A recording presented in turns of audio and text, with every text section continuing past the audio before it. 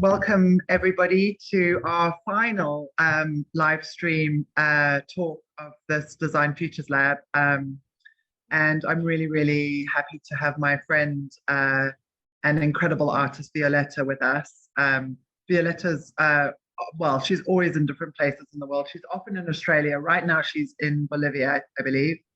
And I'm not going to give a whole bio because I think it's better if she just describes her own practice. But when I first met Violeta, I think it was at Power to the Pixel in London many years ago. Could that be? You were there, right? She was making films, documentary films, and had all these incredible ideas for doing interactive work around those films, and then ended up making Prison X, which is this beautiful animated VR experience, just transporting, which was at Sundance, I think in 2021, Sundance New Frontier. And recently I've been, and this is actually the reason I thought she would be a great person to talk to all of you. During COVID lockdowns in Australia, she's been doing all this incredible work, I guess, from home, and also exploring Cryptovoxels. So she is pursuing all these kind of new, interesting ways of creating and looking at the metaverse, and also I think doing some stuff connected to fashion and design. So I just felt like all of these things were kind of meeting and coming together in super interesting ways that I thought would be really relevant to all of you. And I believe she's also the first Quechua member of the Academy of Arts and Sciences, which is the Oscar folks, which is amazing. So I think with that, Violeta, I'm just going to hand over to you, and you can take it all away. But we're so pleased to have you with us. Thank you for doing this. And I'm going to switch my camera off so that I'm not making faces on the screen. But I'll be back here afterwards to do a Q&A with you. Okay, take it away. Ainchisi kachungangunapa. Kai pikashani Bolivia suyupi.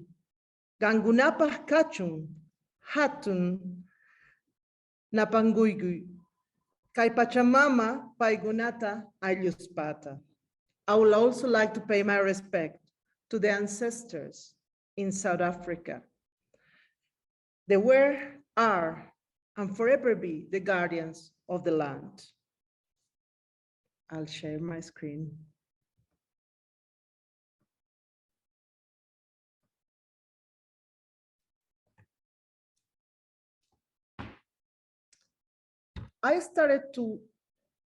When I started working with tilt brush and a new way to understand the world, I realized that film and how it was constructed, it was a very colonizing tool, even from the construction of image, even from animations for how we were described. So I decided to start challenging. Little by little, it was a journey for me, but I started to challenge those ideas and start to think how we will represent each other, how the Quechua people, the Andean people will represent each other. And I started to work with different architecture. I call it film architecture, I call it film design, fashion, in a way, even how we represent our faces. You know, we represent all our art is really square. So I start using a lot of square models and things like this to play with how we will do this. And I'll play a little Jaguar, and inspired by an African proverb that I have made it relevant to my own ancestry. In my lands, I say that until the jaguars tell their own story, the story of the hunt will always glorify the hunter. So I've been creating all of these things on the go. I work a lot with things all the time. I'm very happy to be back in Bolivia and talk to all of you from Bolivia. And I will play you a little bit of my presentation by my avatars. I think they're cuter than me, actually. Our generation is living through an unprecedented technological revolution, as tech corporations fight for our attention and our imaginations. We should be envisioning and materializing our evolving digital identities instead of letting tech corporations determine them. The first version of the Internet, Web 1.0, the read-only web, allowed us to search for information online. We were able to read, but we did not have the ability to add content on our own. Static HTML, email, forums, chat, low bandwidth. Web 2.0 means that the Internet is what we know it to be today. Blogs and social media sites, shopping, news generation, and online streaming, Netflix, Amazon. It also included user-generated content posted online by regular users as a more direct form of communication as opposed to traditional media sources. We're at a crossroads between Web 2 and Web 3. Web 2 is centralized, and Web 3 will be decentralized. Web 3.0 is the semantic web. This means that advanced metadata is being used to structure and arrange all kinds of data in such a way that it can be read by both humans and machines.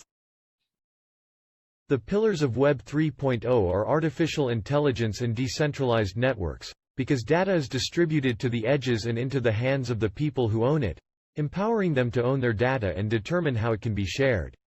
We have never been able to leverage the power of 3D graphics and visuals until now. The future of today is happening right now, right here. So, this is something I created last night, and this morning I finished it. So it's totally computer generated. And it was with everything that I'm going to show you here today is made by me on the go as it goes, as I am experimenting. I'm taking this moment as an experiment, as a decolonizing exercise, a part of my life and how I feel about everything. So the next thing I'll show you a little bit is that how film is evolving for me, how I feel like it's changing. In a world surrounded by infinite content, a film is no longer a single story or a single production. After 100 years, just 100 years of its introduction, film has shaped society in ways so much that we're not quite sure when something is real or when fiction ends and reality begins. So I believe that another way of communication is brewing. Film is changing, the way we consume stories is changing, the way we produce stories is changing, the way we communicate with each other is changing. So the line between the real and the digital is becoming more and more blurred. At this intersection of media and communication, I'm sure we will be able to create any experience that we can imagine. But can we imagine experiences? Our imagination and our ideas are being standardized. I ask this question myself all the time. But the overlap between the physical world and the metaverse will allow us to modify our environment in real time. So I created this character with children, and I show it to children, and we create this little story. And then I take the characters with me when I was traveling back to Bolivia, and I put them to come with me and fly with me, and you know, they no longer belong to the physical world, but they belong to my world, right? So what I've been doing all of the months that I've been, or 2 years in lockdown in Australia, I've been thinking about thinking. I call it metacognition. No, I don't call it metacognition. It's called metacognition. But I've been thinking about the process of thinking, about how you generate ideas, how everything that you see comes back to you, how this is shaping our identities. And I think that representation is not just your skin color or your culture or your identity. Sorry, it's everything. Representation is more than skin color, culture, identity, language, interaction, a way we see and we understand the world. So the pandemic forced us to live our lives more digitally. So this unprecedented moment for me made me try to experiment a lot.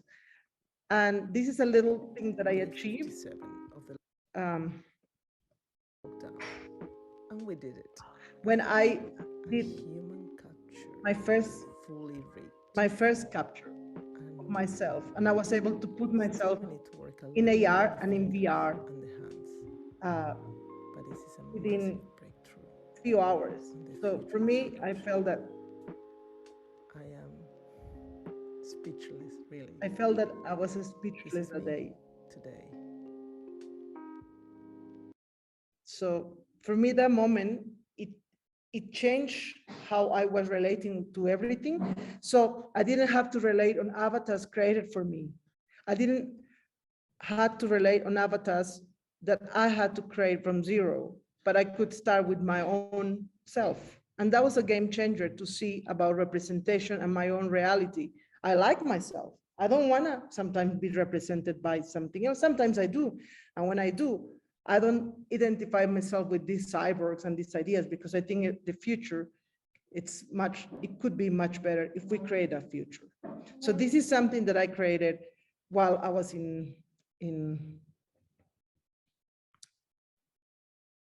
sorry, I have dyspraxia, so I forget the ideas, but when I was lockdown in Sydney. Good morning. What is the metaverse? What is augmented reality? It's flowers that dance. It's us respecting Mother Earth. It won't replace reality, but it will replace our relationship with flat screens.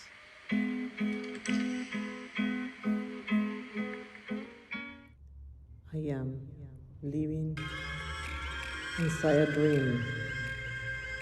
I am creating a dream. I never imagined that this would be possible. Meow. Meow. Meow. Meow. Meow. Meow. Meow. Meow. Meow. Meow. Meow. Meow. The next train that's gonna arrive on platform 2 is going to Stanmore. Petersham.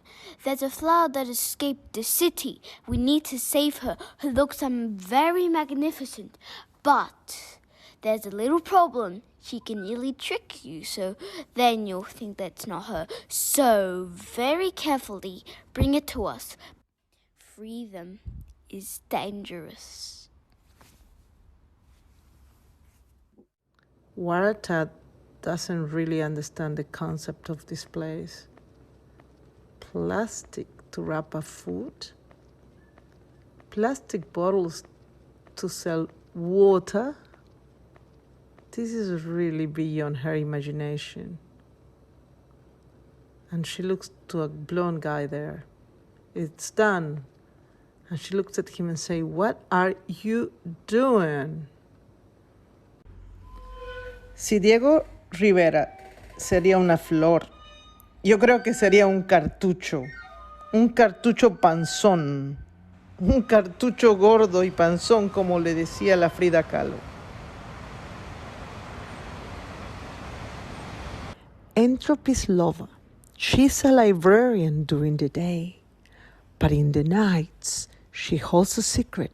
She's one of the best drummers in the world, but she's a little bit bored of people, so she only plays at nights when no one can hear her.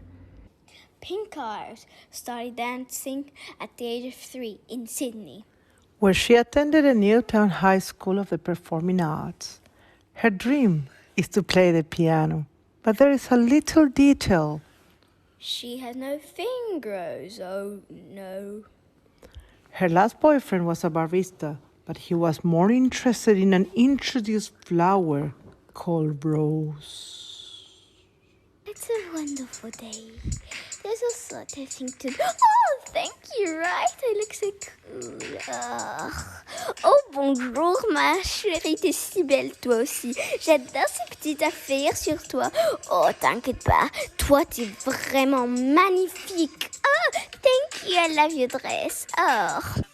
Creo en las acciones cotidianas te llenan de vida, te llenan de esperanza.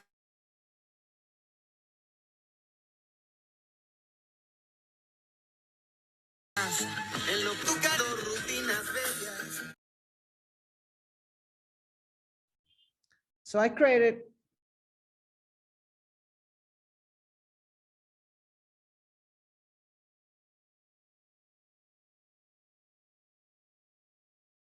this through Bacamba, and I was in Cochabamba, and in La Paz I started creating with my co-creators arrived, Vilda Paco, she is an amazing 3D artist, digital artist, and Maria is a fashion designer, and I start working with them, and we start creating with volumetric capture and with to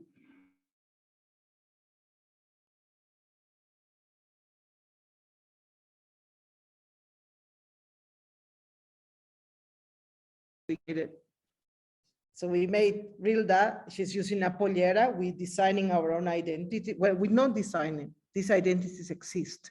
This is my town, it's 2 blocks away from my house. Downstairs and upstairs, it's La Paz, it's the streets of La Paz. So I put in all different sorts of avatars here. I wanted to share, I will see if I have the time. I wanted to share my working screen to see how I work and I put things together in Reality Composer. And so it's quite cool to see how like she comes out of the computer and we marry in our, like something so traditional, like the pollera, that is something that any woman wears in Bolivia, any indigenous woman wear in Bolivia, and a t-shirt that I designed myself a long time ago that is called Fuck Racism.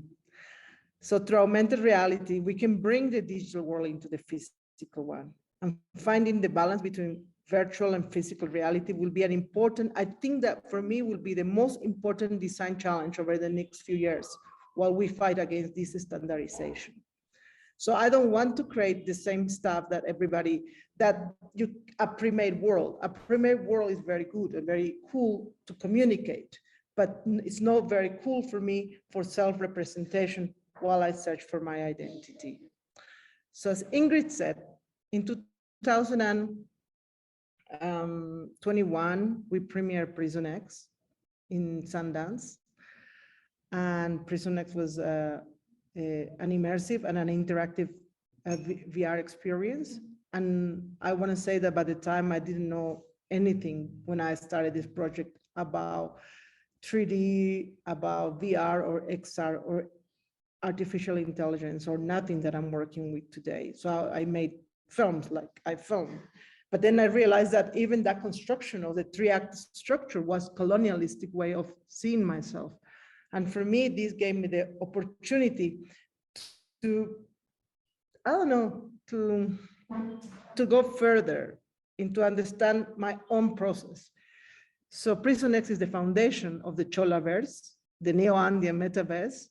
It translates the 3D realm or our own way to understand time, space, the virtual world, philosophy, mythology, and our all own evolving pop cultures. So the characters, the fashion, the sound, the aesthetic, the architecture, and interaction are part of this, of the gameplay, even the gameplay are part of this journey. So it's a mixture between theater, film, and gameplay. In Prison X, we have combined in a very delicate balance to do this. We have worked with, I call it a dance together between different visual languages and visual words that takes place in something that is very familiar, like a theater, that takes you into my world, or my definition of this world. So we work with Maria, fashion designer, a live sound engineer, a DJ, a 3D artist, and a developer. So very different people that you will usually work on a film. So I call this is a new visual language for the emerging film futurism. If I won't tell you the pipeline because that pipeline is outdated by this year. Today I will do it differently. So because technology is going 1,000 miles per hour, right? So we're going all through experimentation. So I'll play Prison X. Oof. If he plays.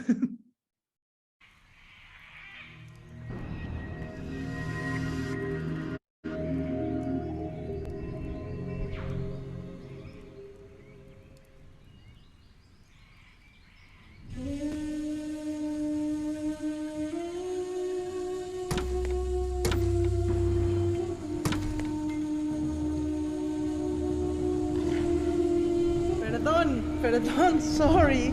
I'm running late. The show is about to start. It looks like I'm missing an actor.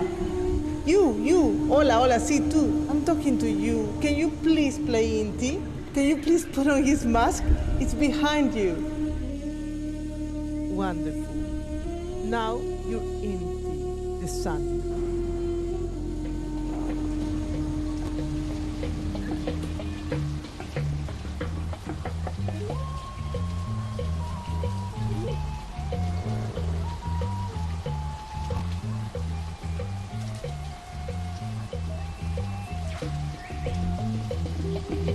Joven, ¿qué no te pasa? Joven, joven.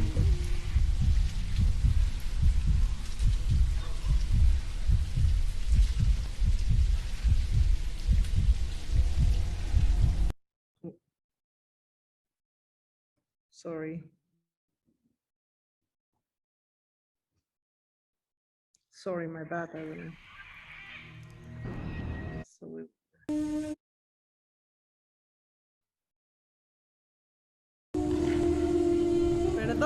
Perdón, sorry. I'm running late. The show is about to start.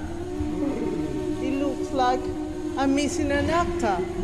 You, hola, sí, tú. I'm talking to you. Can you please play Inti? Can you please put on his mask? It's behind you. Wonderful. Now you're Inti, the sun.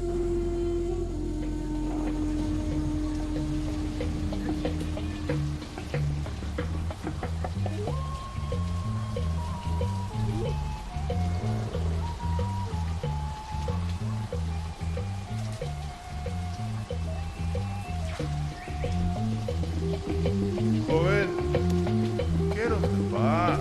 Joven, joven.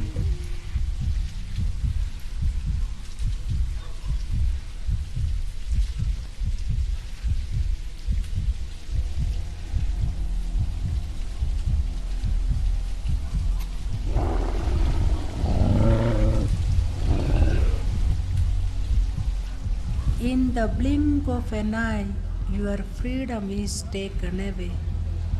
Don't let the devil take your soul. Hurry up. Hurry up.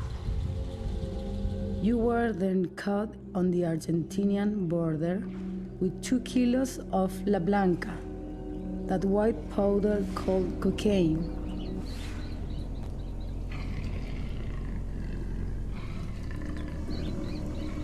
Roll it. Now. Amigo, you just come from the calabozo. Get the hell out of my sight.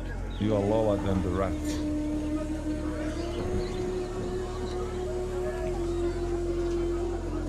There are all kinds of people in here. They're all superstitious. They believe there's a devil in here. Inti, you have a phone call on booth 2. The days will go so slowly. Every night here will feel like an eternity to you. And there is plenty of time to steal your soul.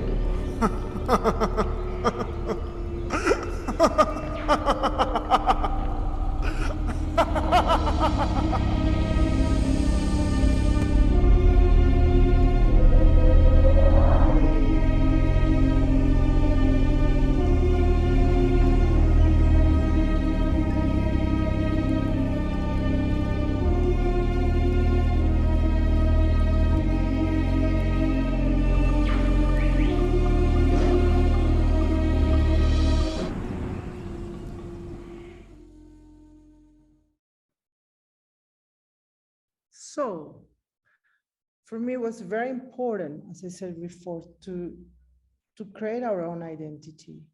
From the beginning, you know what I mean? Like when I wasn't 100% sure how I'll make this, and I found out Tilbrush with a friend in Toulouse.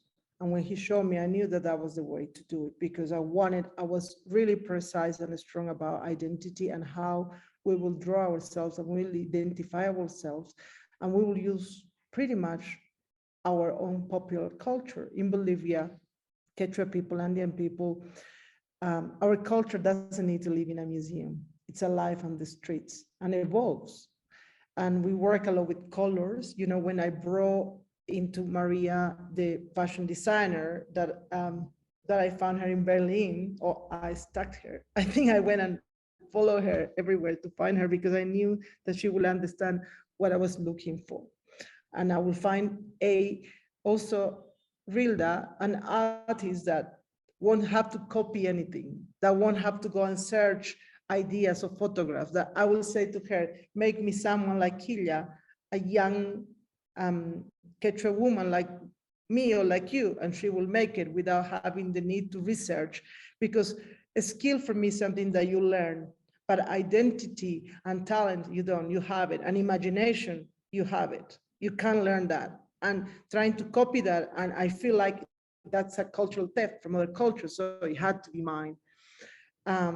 So we play a lot with earth and strong colors. We try to inspire ourselves in Andean futurism through Afrofuturism. And we also use the cholets by Freddy Mamani, that they're Andean palaces in El Alto. And that's when we realize, and we find out that the way that our ancestors were expressing themselves when they draw their faces were squares. That's further along. And so we also, we had a character in Prison X, the magpie, the one who comes from Australia to steal our stories, because he thinks that he knows better than us and wants to help us. So we are looking at the blacks and whites in the design about how we represent him. And his magpie is an Australian bird, and it also represents Aboriginals. So in a sense, it's a bit, he's a foreigner of sorts. And then Nuna, she is inspiring my grandmother, and she died during that time. So for me, it was very strong to have her in this work. And this is our own cultural and our own traditional dances in carnavales. And the devil is an iconic character in Bolivia, but I wanted to go further. I was tackling a problem about incarceration and the war on drugs in Bolivia. And I wanted to also work in Bolivia to say that the devil was androgynous this time, was a woman or androgynous, but not a man that it usually is. So this is a little bit of the references that we use. We use the real life references to create our own characters that will represent us. Really, really not looking at anything like Disney will offer me, because I don't want anything like this. And then I believe the film experiences as a sum of its parts. We should be envisioning and materializing our evolving identities instead of letting tech oligarchies determine them. Virtual avatars are the new shape shifters, I believe. We cannot only now create our own identities or our own versions of ourselves, but we can inhabit them. So what we need more than ever, I feel like, is to create fair forms of ownership within these emerging digital economies, and to experiment with how to develop the social capabilities of avatars to explore the depth of augmented reality, virtual reality, and all extended realities. These are issues that will inevitably arise during the production of any digital experience, either film or fashion. The sound of the birds. And involves more than just the content creation. It encompasses the development of culture through 3D, sound design, motion capture, real-time user interaction, how we interact with each other. We don't all interact the same way. We don't all have the same social clues and cues in our cultures. So we need to have this very present in the work that we do. So this is, this little thing is something that I was doing in Sydney. You see the look that I gave you from Bolivia, this has totally different look. So this is a different way of understanding. And even when I'm there, I feel like a very different way of understanding the world when I'm in Sydney and when I'm back home. So the characters that I create are of course more Westernized because that's my influence in the moment.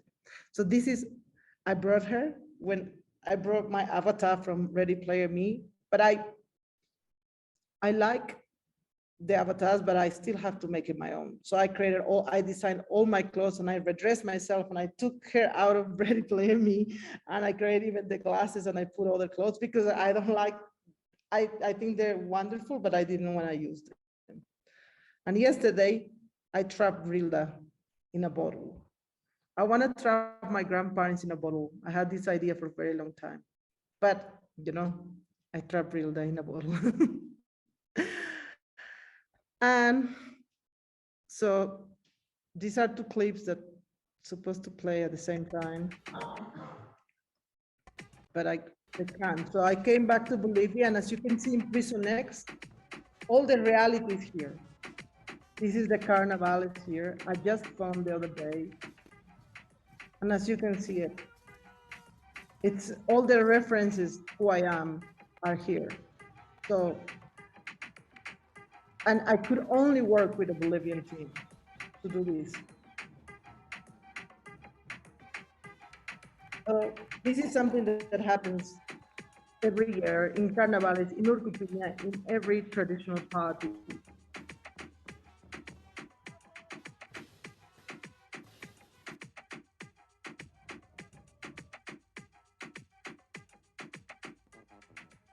I love it.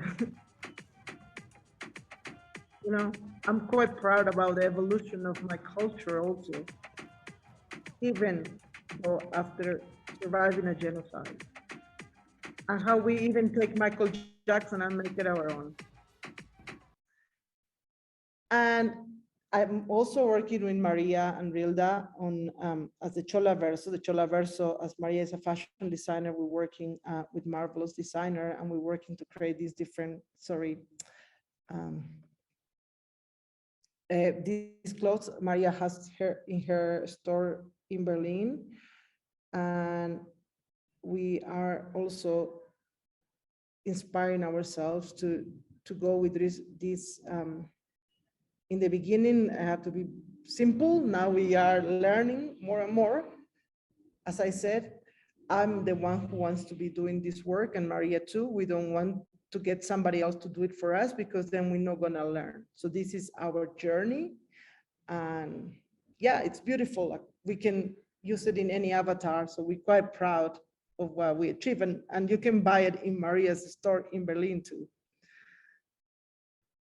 And next things is what this means for me and the brother of us.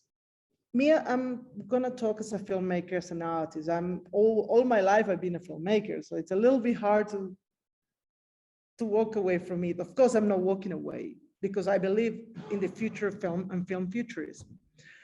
But I think that we will have more power in the storytelling of our films. We can have more control over the stories we wanna tell and how we see it. For the first time, we can be able to tell our own stories in a way, and we can control them. We will be able to create our own worlds, securing the knowledge that not third party can censor what we can create. And I believe that the fight is not between large media companies or corporations or us on our new world, but the tech oligarchy, the oligarchy of technological, that trying to standardize our ideas, our imaginations, and our feelings. So I don't think, I think that we have to co-create together, even with, I don't know, corporations need to change.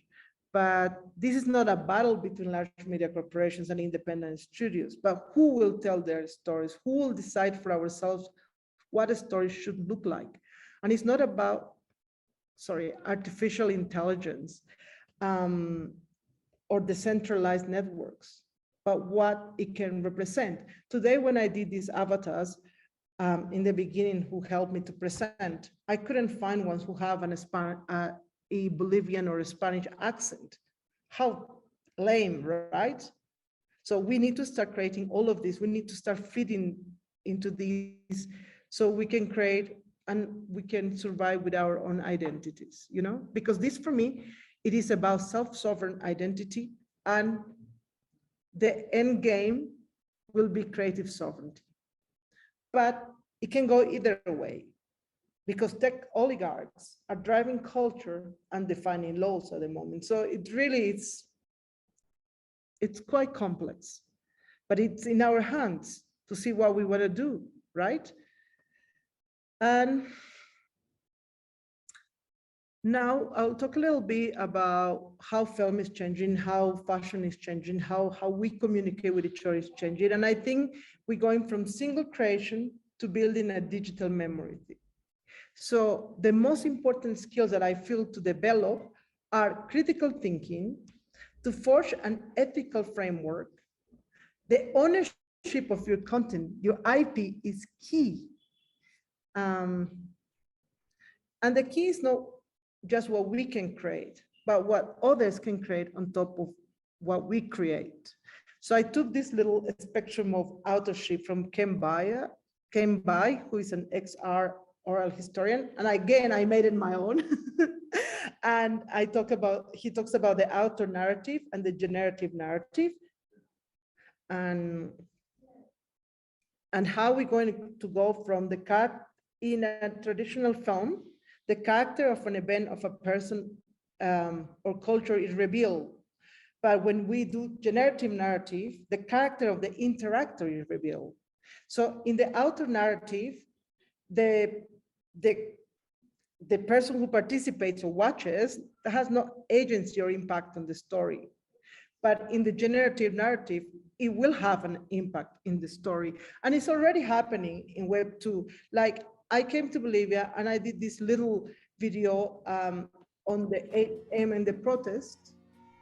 And I didn't even have a TikTok account, but I knew TikTok is quite popular in Bolivia. So I made this TikTok account a few days ago before, and I put this video, and it go like, now it's almost 300,000 views.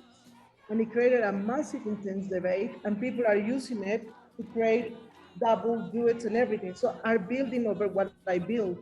Is this more impactful of a film? Is this less impactful of a film?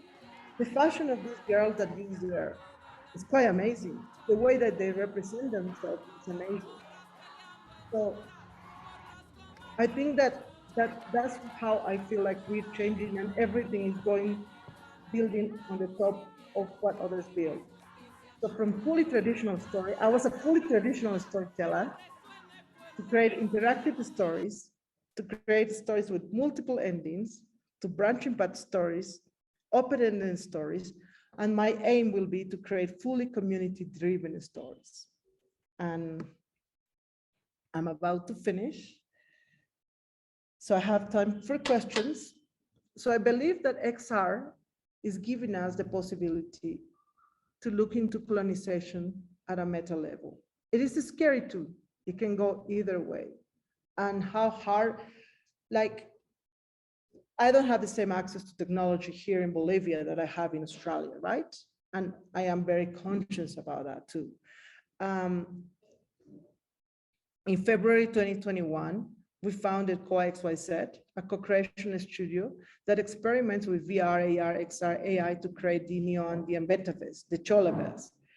And we have, at the moment, in the ground floor here in COA, we have an exhibition of the characters and the world of Prison X. And upstairs in Cryptovoxels, we have different exhibitions that rotate. And Cryptovoxels is a user-owned virtual world and metaverse powered by Ethereum blockchain, as you probably all know. And you know, the aim is to have our own cholaverse, not to even rely on Cryptovoxels. But at the moment, it's great to have it, and it's great to be able to have our art as it. So Rilda probably became the first artist in Bolivia who is actually selling, or she minted her first NFT. And well, from Bolivia in Bolivia, because I did it a little bit early, So maybe I can, if you want me to, I can walk with you through in Cryptovoxels, or you can do it on your own. And so for me, self-expression, the world around us is so important in what's coming to it. So I don't know if I have some questions. I can. Are you there? Hi.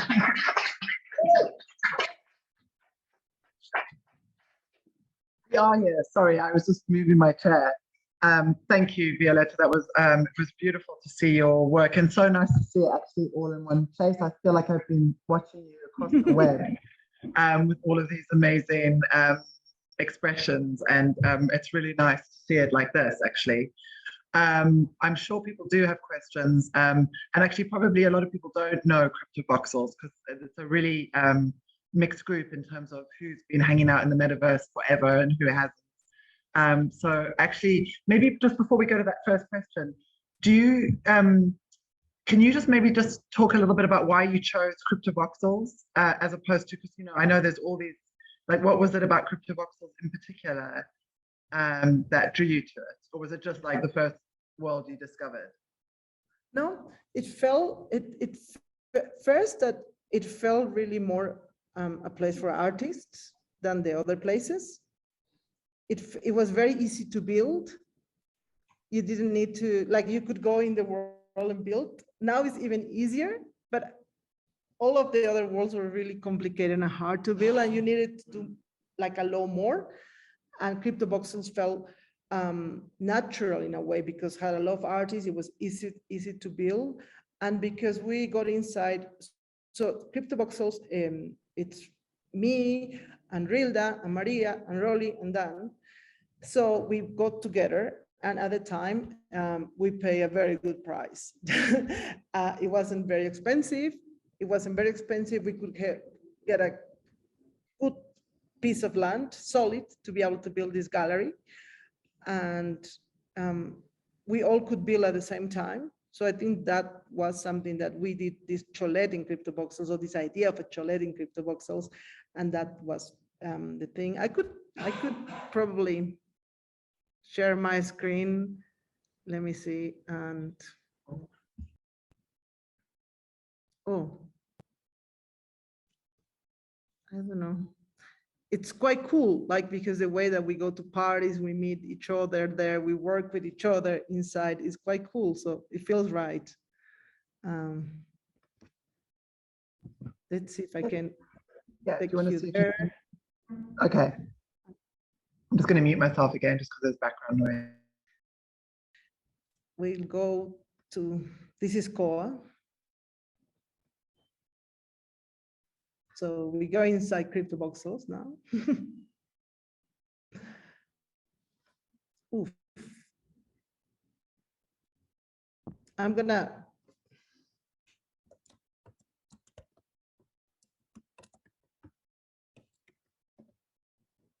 I can go without. I can go.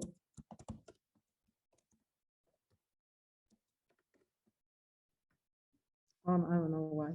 Anyway, maybe I'm nervous. I'm always nervous when I do things. I can go without inside without logging. So this is Cryptovoxels. So everybody who doesn't have an access to Prison X at the moment because of the headset, and we're working in an AR version, you can go to Cryptovoxels and you can have a little bit of this feeling. We created this gallery. Here you can see the making of Prison X. Here you see we are. It's not loading, but I wanted this aguayo carpet, not a red carpet for the characters. They're coming soon, I guess. My internet is not very fast to where I am. And then you can see the trailer. You can see a talk that I did for Games for Change. You can see here the NFT of the characters. We have listed, not minted, but not listed or something like that. We are not so keen in selling them yet. So we just have them as NFTs, a way to preserve our identity, you know? And then we did this all in voxels, and you can buy this, and actually people buy these boots and all of these costumes. If I got inside with my own thing, you will see me as a devil. And as a devil with a devil costume. And then this is upstairs. Usually you fly, but this time I wanted to walk you through. And see, we are working on the gallery at the moment. This is Rilda's part. So as we say, it's a collaboration, a co-creation. So this is El Café de las Putas. Putas mean horse. And that's her art. And so this is a coffee machine. And we play, Rilda makes a lot of these things. I make other things. I wanted to have a bathroom with a bath. I don't know why. I thought it was a good idea. And then all of these Jaguars. And then I wanted, me and Rilda and Maria wanted to put all the protests that we did for the Amazonia. So we wanted to have this eclectic feeling as we are. And so these are made by Maria. Jaguars are made by me, I think. These are made by Maria, by Rilda. And this is part of the Cholet. It's like an idea of a little bit of a Cholet, the Andean palaces. And also we have the NFTs of the flowers, and the flowers that wrote poetry by their own. And yeah, and upstairs we have the roof where you can see the whole world. So you in this world, you can talk with people, you can dance, you can communicate, you can co-build together at the same time. So it's quite cool, to be honest, in terms of it might be a bit square because it's made of voxels, but you can go to parties, you can go to concerts, and it's quite cool. So this is my neighbor that copied me because I had my big man. We have another one that we have to change. But it's quite interesting. I'll stop.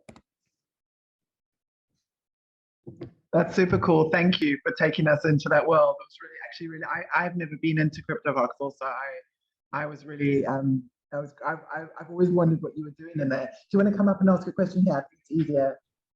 Sorry to put you on the spot, but then she can hear you.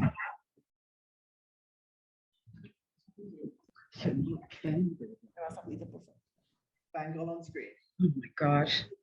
Hi, Violeta. So I guess I'm more fangirling than really asking you a question, because I think your work is speaking back to a project my partner and I are doing, where we want to create like a world where Maklosa can start to archive themselves.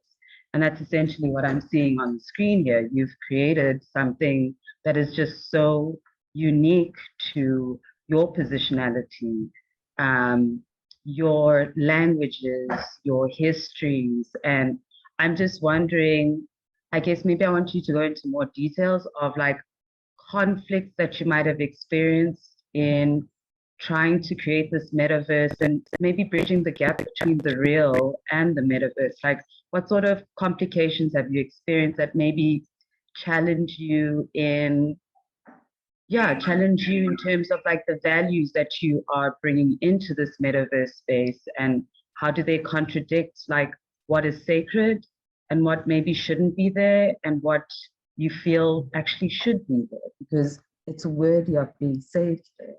So yeah, but again, fangirling like so hard. This is like so cool. I am part of a culture. Thank you for your question. It's very interesting. I am part of my culture. I know what is secret, what is sacred and what is not sacred. Like, I am much more fan at the moment of augmented reality than virtual reality, because I don't like Facebook and I don't like what they've been doing, and I don't like that they pretty much have the monopoly, in a sense, of cheap headsets. Yeah, but it's those ethical questions I ask myself every day. And I think one of the things that are quite complex are the access that we have to these technologies. Still today, I can do everything that I do with my computer, my iPad, and my iPhone, okay? But again, it's an iPad, an iPhone, and an Apple computer that are really expensive, and they're not accessible for everybody in Bolivia, right? So for us, we're trying to do also, we are doing capture with just normal cameras to do the 3D capture and to do the avatars. You can use Bolu now with another phone. So I think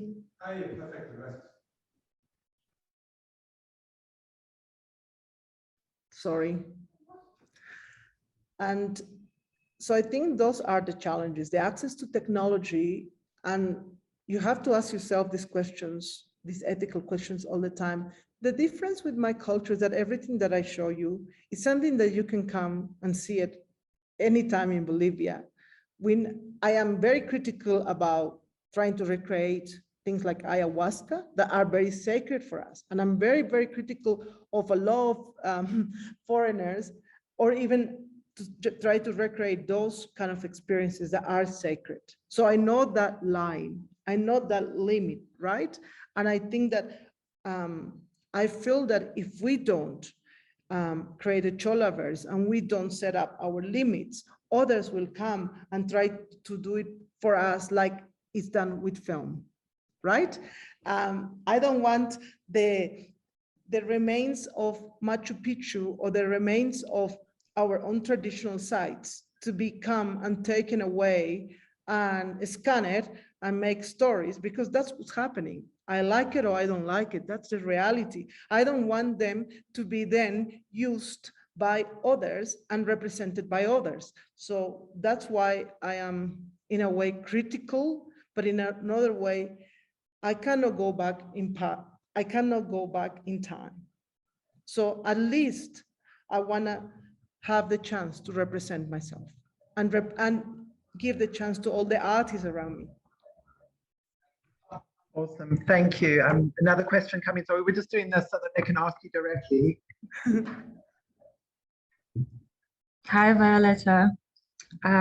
Thank you so much for sharing your work with us. I'm quite charmed, especially by some of the AR work that you've done. And so my question is really about the manifestations of some of your ideas, because conceptually they are incredibly rich. And I find with the project that my partner and I are trying to do, we're struggling with iterating the concept in a compelling way using AR. Because in as much as AR can be exciting, it can also be very one-dimensional, but your work is it's not one-dimensional. And so I'm curious about some of the strategies that you make use of to really make the AR space exciting in the way that you have. Thank you. Thank you. I think AR, it's more developed than VR in one sense. The thing is that we don't have AR glasses yet. So when we use AR with our iPhone or with phones or with your iPad, it's like you are blind and you need glasses. And in the past, you remember that you used to give us this magnifying glass. So experiences AR through your phone is like experiencing through a magnifying glass, right? So things I've been discovering is that if you create big experiences in AR are less compelling than if you create one little character that comes in or one little flower over something. I find them at the moment, because of the nature of the telephone is so small, that are much more accessible and people cope more, because you have to remember that we have to be in 3 different places at the same time. When I play a lot with AR, sometimes I had to close my eyes to think that was there. I'm sure that was there because I put it there. And then I had to remind myself that it wasn't there. And I've been playing with this for a while now, a little while, but a while. And what about people who haven't? You know what I mean? It is quite challenging. And I think that our brains will have to adjust to those, to being in many places at the same time. It will have to adjust to these things. And I think that the only thing that we'll recommend you to do is to just go and do it. Don't worry about user experience. Don't worry about these very westernized terms that they're trying to frame us again. This time, we're early enough that we don't have to listen to any framing. We have to experiment. We have to really take your phone, take a camera. Look, I created these characters on AR. I wanted to do it, not like I'm very bad with digital creations myself, okay? I'm a filmmaker, but I'm very good with what I have. So I took flowers and real flowers, and I scanned those flowers, and I made people of those flowers with wire and a T-pose, because I understand that anything that you put in a T-pose becomes a character. So you can do these things with wires, with anything that you come, and then go and test it and have fun and enjoy. Don't try to say this has to work, because no one knows it's working, because even the $1 million experiences don't work. Even the one that won the Emmy didn't work for me. It was incredibly boring and I just turned it off. So this, I'm sorry, but I'm being brutal about it, but we are all experimenting. So take this moment as it is. It's a moment for experimentation. It's a moment with, you can define your own identity and your own visual language, and you can go with it. And this is what I loved about this moment, you know, that I don't have to even think about if it's gonna work or if it's not gonna work. Nothing really works. So if it works a little bit better, it's better, you know? That's awesome. Thank you. Any other questions? She said all the things. They're saying you said all the things. There's no questions because you've said all the things. Or maybe our content, I can't turn the screen around, I'm gonna break it. Maybe you can all wave, so you can see you all. And give her a massive round of applause. Let me.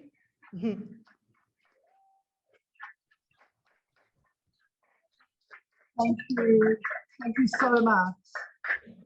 It's been amazing to have you and really inspiring, and you can't break all the rules. Don't break all the rules. But I think it's really nice to hear that you've got to break some rules. And thank you, Violeta. That was really wonderful.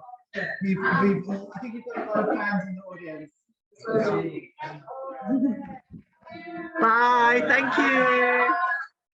Honestly, just go for it and play with it. You know, play with the moment and go. You are so badass. Honestly, and work with each other. Find someone who has totally different skills than you and bring it to your team, because those people will bring so much than traditional filmmakers won't. So I will encourage you that in that way, you don't need to compete with a traditional filmmaker. I'm glad that I did that in Prison X, that my aim was to work with only Bolivians, except one guy from India, okay, the developer, but I didn't need people with experience, right? I need people with the right heart, right flexibility of mind, metacognition, understanding, wanted to try, wanted to go for it. And that's the only thing I needed. Yes. So thank you so much.